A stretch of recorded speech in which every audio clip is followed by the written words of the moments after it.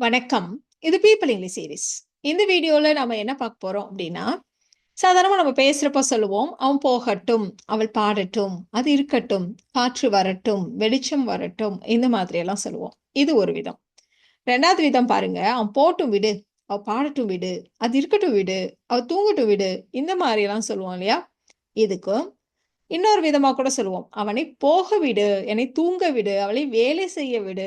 இந்த மாதிரியும் சொல்லலாம். ஸோ 3 விதமா சொல்றதுக்கும் நாம யூஸ் பண்ற ஒரு சின்ன வார்த்தை லெட். நெறைய பேருக்கு புடிச்சமான ஒரு டாபிக் இது. ஏன் அப்டின்னா, இந்த லெட்ட யூஸ் பண்ணி அழகழகா சின்ன சின்ன சென்டென்சஸ் நெறைய நம்ம ஃப்ரேம் பண்ணலாம். டே டு டே கான்வர்சேஷனுக்கு ரொம்பவே யூஸ்ஃபுல்லான சென்டென்சஸ். அந்த மாரி நம்ம நெறைய ஃப்ரேம் பண்ணலாம். அதனாலேயே இது நெறைய பேருக்கு பிடிக்கும். அடுத்த விஷயம் என்ன அப்டின்னா, இந்த வீடியோல நாம குட்டி குட்டி சென்டென்சஸ் இல்ல, சின்ன சென்டென்ஸ்லேருந்து லாங் சென்டென்ஸ் வரைக்கும் இந்த லெட்ட வச்சு நம்ம எப்படியெல்லாம் ஃப்ரேம் பண்ணலாம். அதே மாரி இந்த லெட்டோட யூசேஜ டீட்டெயில்டா நம்ம கத்துக்க போறோம். முதல்ல நம்ம தெரிஞ்சுக்க வேண்டிய விஷயம், இந்த லெட்டுடைய பாஸ்ட் டென்ஸும் லெட் தான். இதோடைய 3 ஃபார்மும் லெட் தான். இப்போ நாம என்னென்ன விதமாலாம் லெட்ட யூஸ் பண்ணலாம் அப்படின்னு ஒண்ணு ஒண்ணா கத்துக்க போறோம் இல்லையா? ஃபர்ஸ்ட் நம்ம பார்க்க போற ஸ்ட்ரக்சர் பாருங்க. நம்ம ஜெனரலா சொன்ன மாதிரி இப்போ நம்ம நெறைய சென்டென்ஸ் சொன்னோம் இல்லையா? "அவன் போகட்டும் விடு, அவனை போக விடு, தூங்கட்டும் விடு, தூங்க விடு." இந்த மாரி சொல்றதுக்கு. ஒண்ணு அவன் போகட்டும், அவன் தூங்கட்டும். அந்த மாதிரி பெர்மிஷன் குடுக்குற மாதிரி சொல்றது. இன்னொன்னு டிஸ்டர்ப் பண்ணாத அவன் செய்யட்டும். இந்த மாதிரி சொல்றதுக்கா இருக்கட்டும். ஒரே ஸ்ட்ரக்சர் தான். Let plus object pronoun plus verb. இந்த ஸ்ட்ரக்சர நம்ம யூஸ் பண்ணுவோம். ஆப்ஜெக்ட் ப்ரொனவுன்லாம் ஒண்ணும் கிடையாது. என்னை, உன்னை, அவனை, அவளை இந்த மாரி சொல்றதுக்கான வார்த்தைகள தான் நம்ம வந்து ஆப்ஜெக்ட் ப்ரொனவுன்ஸ் அப்படின்னு நம்ம சொல்லுவோம். இப்ப என்னை அப்படின்னா மீ, அவனை அப்படின்னா ஹிம், அவளை அப்படின்னா ஹர், அதைனா இட் தான், அவர்களைனா தெம். இந்த மாதிரி நம்ம யூஸ் பண்ணுவோம். ஸோ என்னை விடு அப்படின்னா லெட் மீ, அவனை விடுனா லெட் ஹிம். ஸோ இந்த மாதிரி நம்ம வந்து யூஸ் பண்ண போறோம். ஸோ ஃபர்ஸ்ட்டு பார்க்க போற எக்ஸாம்பிள் பாருங்க. "அவன் போகட்டும்" அப்படின்னு பெர்மிஷன் குடுக்குற மாரி சொன்னாலும் சரி, "அவன் போகட்டும் விடு" அப்படின்னு டிஸ்டர்ப் பண்ணாத அவன் போகட்டும் விடு, அந்த மாரி சொல்றதா இருந்தாலும் சரி, "அவனை போக விடுன்னு" சொல்றதா இருந்தாலும் சரி, எல்லாத்துக்கும் ஒரே சென்டென்ஸ் தான். இப்ப "அவனை விடு" அப்படின்னா லெட் ஹிம். இதுல லெட்ன்றது தான் மெயின் வெர்ப். இத தவிர என்ன செய்ய விடணும் அப்படின்னு ஒண்ணு இருக்கு இல்லையா? அந்த செகண்ட் வெர்ப் அது என்னன்னு நம்ம ஐடென்டிஃபை பண்ணலாம். "அவன் போகறதுக்கு விடு" அப்படிதான் நம்ம சொல்றோம். ஸோ அந்த செகண்ட் வெர்ப் வந்து go. So let him go. Let him go அப்படின்னா போகட்டும் விடு. அவன் போகட்டும். இந்த மாரி சொல்றதுக்கு. என்னை தூங்க விடு. டிஸ்டர்ப் பண்ணாத என்ன தூங்க விடு அப்படின்னு சொல்லப் போறோம். ஸோ என்னை விடுன்னா லெட் மீ. செகண்ட் வெர்ப் இந்த இடத்துல தூங்குறது. ஸ்லீப். அப்போ let me sleep. Let me sleep. என்ன உள்ளார விடு. இப்ப வெள்ள இருக்கோம் அப்படின்னா, "ஏய் என்ன உள்ளார விடு" அப்படின்னு நம்ம சொல்லுவோம் இல்லையா? ஸோ என்னை விடுன்னா லெட் மீ. உள்ளார அப்படின்னா இன். இப்ப உள்ளார இருக்க நம்மள வெளில விடு அப்படின்னாக்கா அவுட். அவ்வளோதான். So let me in. Let me in. அது இருக்கட்டும் விடு. இப்போ ஏதாவது ஒரு விஷயத்த ஒருத்தவங்க திரும்ப திரும்ப பேசிட்டே இருக்காங்க. சரி அது இருக்கட்டும் விடு. அப்படி சொல்லுவோம். அந்த மாதிரியா இருக்கட்டும். ஏதாவது ஒரு பொருள் இருக்கு. அத போய் நம்ம டிஸ்டர்ப் பண்ண போறோம், இல்ல எடுக்க போறோம் அப்படின்னா, அது அங்கேயே இருக்கட்டும் விடு அப்படி சொல்லுவோம் இல்லையா? ஸோ 2 விதமா சொல்றதுக்கும். அது விடு, அதை விடு அப்படின்னு சொல்றதா இருந்தா லெட் இட். இருக்கிறதுனா பி வெர்ப் இல்லையா? இரு அப்படின்னால இந்த ஆம், இஸ் இந்த மாரி வார்த்தைகள யூஸ் பண்ணுவோம். அதோடைய பேசிக் ஃபார்ம் வந்து பி. அப்ப let it be. Let it be. இப்போ ஒரு பட்டர்ஃப்ளை இருக்கு. அத பிடிக்க போறாங்க. ஒரு குழந்தை பிடிக்க போகுது அப்படின்னா, "ஏய் அது பிடிக்காத. அது இருக்கட்டும் விடு." அப்படி சொல்லுவோம் இல்லையா? "Don't catch the butterfly. Let it be. Don't catch the butterfly. Let it be." இந்த மாதிரியெல்லாம் நம்ம வந்து யூஸ் பண்ணுவோம். "அவளை செய்தித்தாள் படிக்க விடு. அவள டிஸ்டர்ப் பண்ணாத. அவ படிக்கட்டும் விடு." அப்படி சொல்லுவோம் இல்லையா? ஸோ அவளை விடு அப்படின்னா லெட் ஹர். செகண்ட் வெர்ப் வந்து இந்த இடத்துல படிக்கிறது. ரீட். அப்போ லெட் ஹர் ரீட். இன்னும் கொஞ்சம் இத ஸ்ட்ரெச் பண்றதுக்கு என்ன படிக்கட்டும்? நியூஸ் பேப்பர் படிக்கட்டும் விடு. Let her read the news paper. Let her read the news paper. இப்படியெல்லாம் நம்ம சொல்லலாம். இப்போ செகண்ட் யூசேஜ் பாருங்க. லெட் மீ அப்படி ஸ்டார்ட் பண்ணி சொல்லுவோம். வாலண்டியரா போய் நாமளே இத நான் உனக்கு பண்றேன். இந்த ஹெல்ப்ப நான் பண்றேன். நானே செய்றேன் அப்படின்னு ஆஃபர் பண்றது. இரு இரு நான் பில்லு கட்டுறேன் அப்படின்னு நம்ம சொல்லப் போறோம். இப்ப எல்லாரும் போய் சேர்ந்து சாப்பிடுறோம். இரு இரு நான் கட்டுறேன். ஏய் விடு நான் கட்டுறேன். இந்த மாரியெல்லாம் சொல்லுவோம் இல்லையா?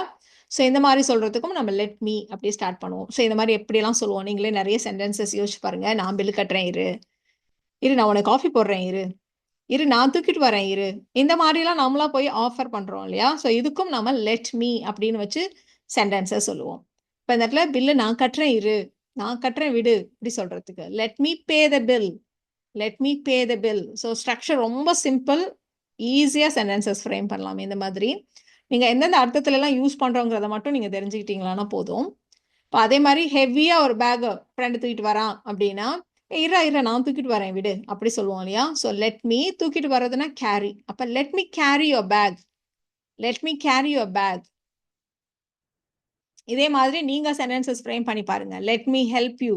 இரு நான் இதை செய்கிறேன். இரு நான் இதை க்ளீன் பண்ணுறேன். இரு இதை நான் மடிக்கிறேன். இப்படிலாம் சொல்லுவோம் இல்லையா? Let me fold your clothes. Let me clean your room. இந்த மாதிரியெல்லாம் சொல்கிறது. ஸோ இந்த மாதிரி நீங்கள் நிறைய சென்டென்சஸ் ட்ரை பண்ணுங்க. ஸோ நம்ம 2 யூசேஜஸ் இது வரைக்கும் கற்றுட்ருக்கோம். ஃபஸ்ட்டு யூசேஜ் வந்து ஒருத்தவங்கள டிஸ்டர்ப் பண்ணாத, அவன் பண்ணட்டும் விடு அப்படி சொல்கிறதுக்கு, இல்லை அவன் பண்ணட்டும் போகட்டும் அந்த மாதிரி சொல்கிறதுக்கு. செகண்ட் யூசேஜ் நாம் வாலண்டியராக போய் ஒரு ஹெல்ப் ஆஃபர் பண்ணுறது. இரு நான் செய்கிறேன் அந்த மாதிரி சொல்கிறதுக்கு. ஸோ 2க்கும் ஒரே ஸ்ட்ரக்சர் தான்.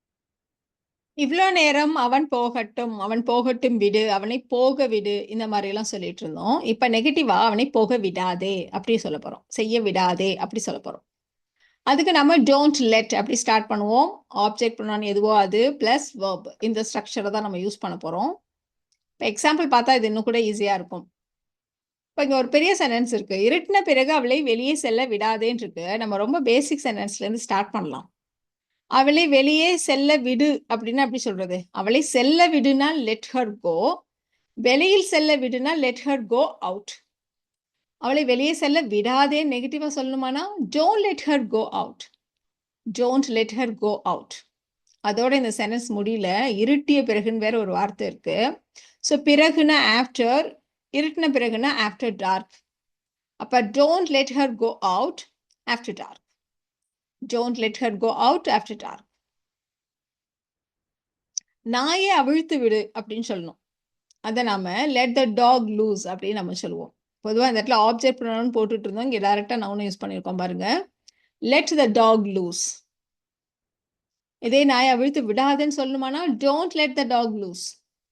Don't let the dog loose. இப்போ அடுத்ததா நாம ஒரு சென்டென்ஸ் ஸ்ட்ரெச்சிங் பத்தி பார்க்க போறோம். நிறைய பேருக்கு லாங் சென்டென்சஸ் ஃப்ரேம் பண்ணணும்னு ஆசை இருக்கு. லாங் சென்டென்சஸ் ஃப்ரேம் பண்றதுக்கு நிறைய வழிகளும் இருக்கு. அதுல ஒரு வழி தான் சென்டென்ஸ் ஸ்ட்ரெச்சிங். அது என்ன அப்படின்னு நம்ம பார்க்கலாம்.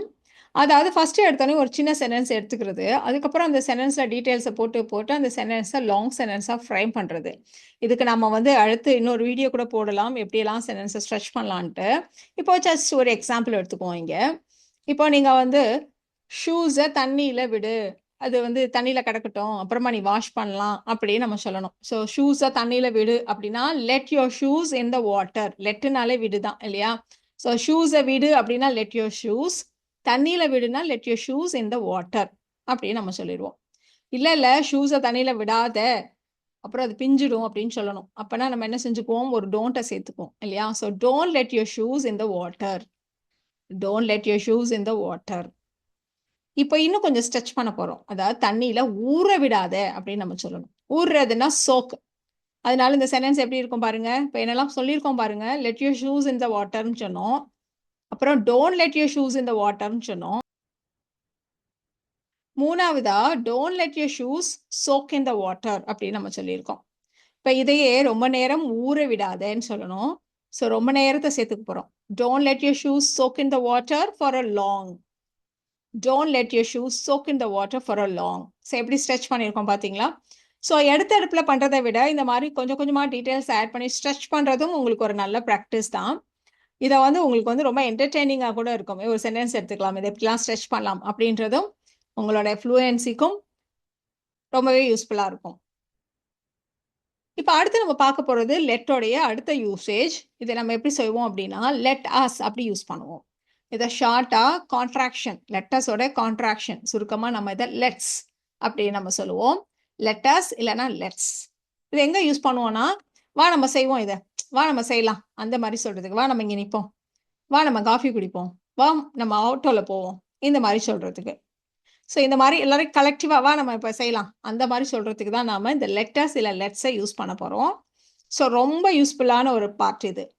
இதில் நாம் வந்து ஆப்ஜெக்ட் ப்ரொனவுன்னா வேற எதையும் போட போகிறது இல்லை, ஒன்லி அஸ்ஸை மட்டும் தான் போட போகிறோம். ஸோ இதோட ஸ்ட்ரக்சர் எப்படி இருக்க போகுதுன்னா லெட்டர்ஸ் ப்ளஸ் வேர்பு, அவ்வளோதான். ரொம்ப ஈஸி.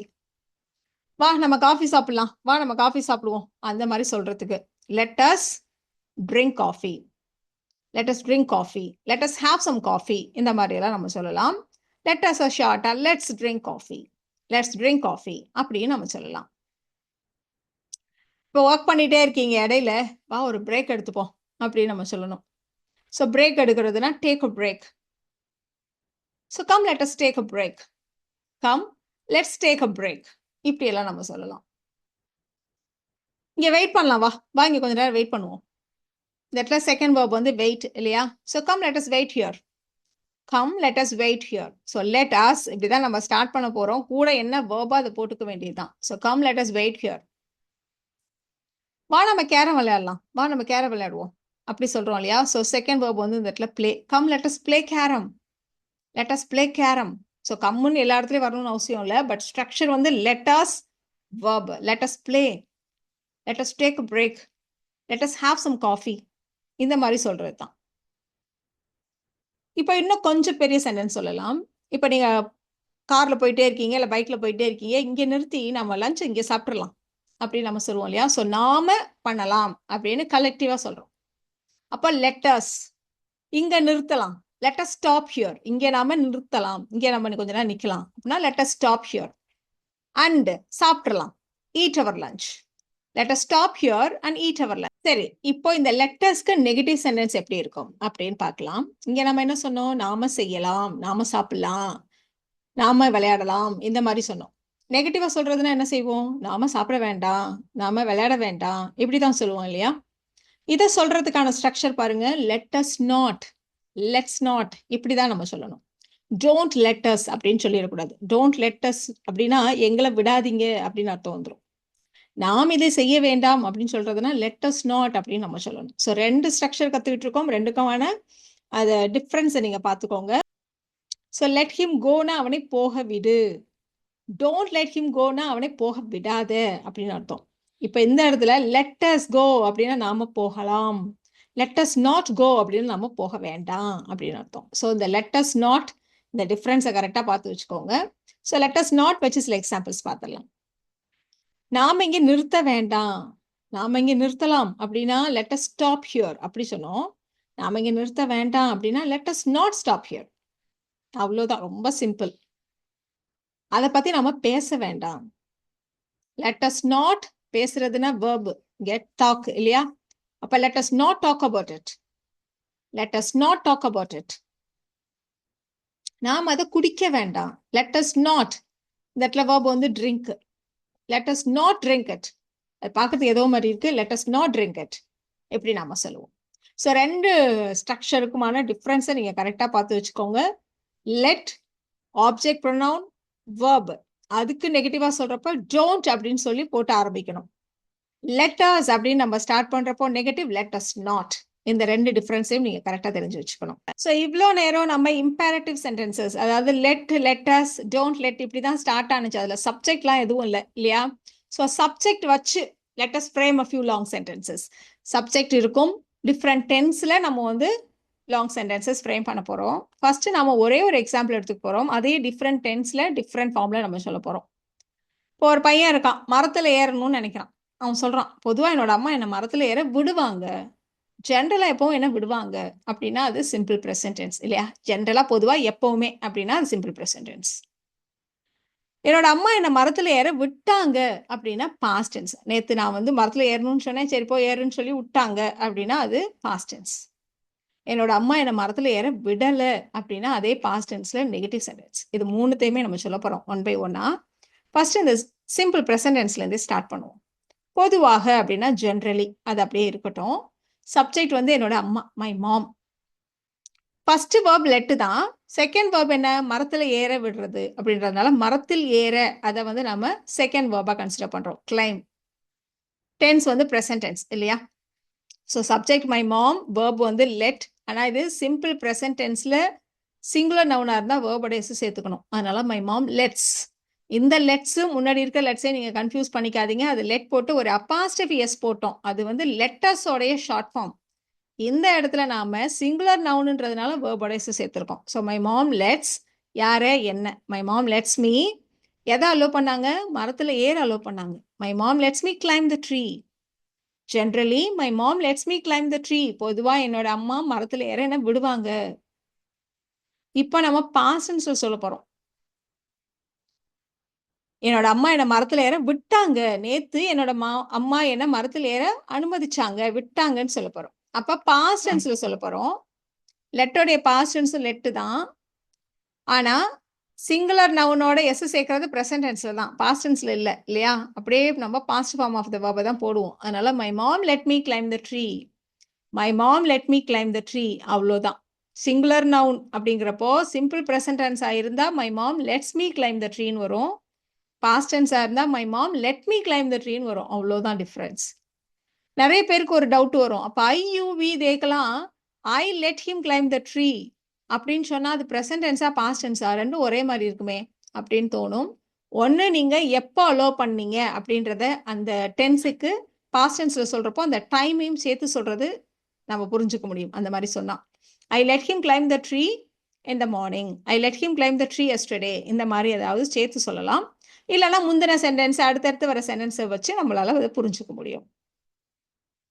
இப்போ நம்ம நெகட்டிவா சொல்ல போறோம். என்னோட அம்மா என்னை மரத்தில் ஏற விடவில்லை அப்படின்னு நம்ம சொல்ல போறோம். ஸோ பாஸ்ட் டென்ஸ்ல நெகட்டிவ் அப்படிங்கிறப்போ didn't let me climb the tree. My mom didn't let me climb the tree.